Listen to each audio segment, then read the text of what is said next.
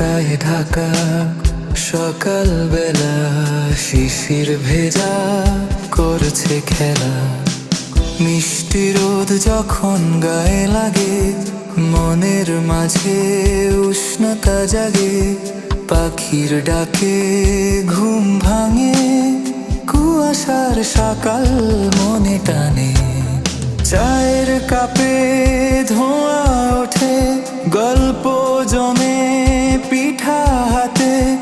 গরম গরম ভাপা পিঠা, খেজুর রসে খেতে মজা। সারা গ্রাম শহরে পিঠার গন্ধ, শীতের সুখে লাগে আনন্দ।